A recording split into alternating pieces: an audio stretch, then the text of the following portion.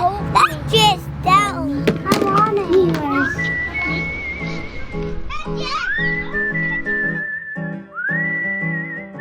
I'm Candy Sprout.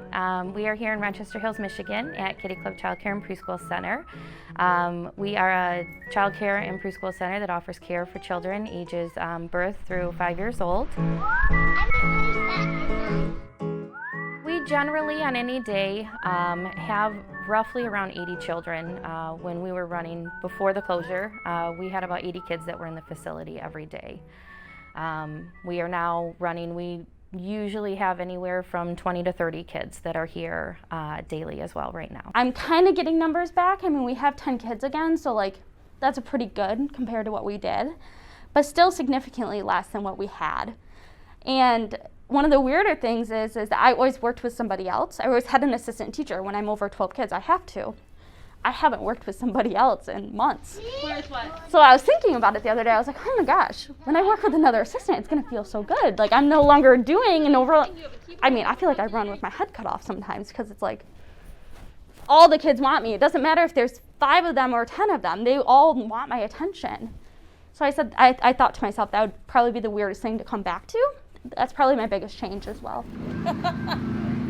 Prior to the pandemic, there wasn't much preparation for a normal day. It was coming in, going into the office, setting my stuff down, going to say hi to all of the teachers, letting them know that I was here, if they needed anything. Now it is, obviously we have a sign on our front door that says, you know, if you have any of these symptoms, please notify management immediately. We have sanitizer. As soon as you walk in the door, every staff is required to sanitize their hands. And then there is a thermometer at the coffee stand as soon as you walk in the door that all staff have to take their temperatures, or myself or Brooke, who is the assistant director, will take temperatures of the staff as well. You still have dirt on you. Can you try scrubbing again?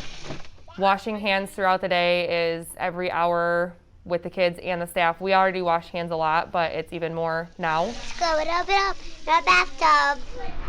You can't show toddlers a device. They're all addicted. Addicted! Putting my health on the line, it was like a scary thought, but it wasn't something I really second thought. It was something that I was just, I know these people need help and I want to come back and I want to be there for them and continue working. As time has gone on and the precautions that we are taking, it's not something that we think about all day, every day like we used to. It's kind of something that we've gotten used to at this point, as bad as that might sound. It's something that we have gotten used to, and you know, don't think that it's going anywhere anytime soon. Where's what? Squirty thing. The squirty thing. A pokey. I would say through this, you know, there have been some difficult times. For some of the changes we've had to implement, we do get a little pushback from parents. We've had to make a few small changes in our program, and I know I can't please everybody with every decision that I'll make, you know, but I'm always doing the best for everyone. But it is incredible to watch kids, because in a situation where they're just like, whoop, they just move on, they don't care, they just move forward. I think that we can learn a lot from kids in that too. I don't know what to do. Daddy, look. My kids act like nothing is wrong. I mean, some of them have mentioned COVID. It's not like outrageous. I've heard some of them say it. But I don't think they even think their lives have changed. I think it's just everything's kind of feeling a little bit more normal. We're getting more comfortable with all the different procedures and everything that's happening here and in the world. It's just becoming more comfortable for sure. And one of them told me Chuck E. Cheese wasn't open because of the disease, and that's really all he had to say about it. He's like, it's not open, but we'll go there eventually.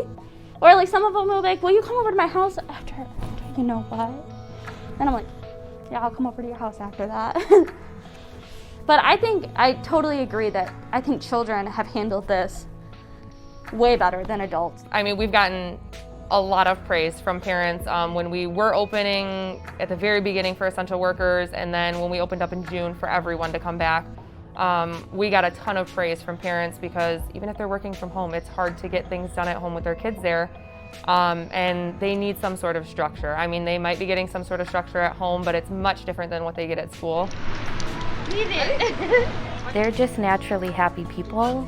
You know, they're not worrying about those same things, and being around them actually has been a blessing through all of this, because having the kids back in the building, you know, the laughter and the joy, you keep that in your heart too.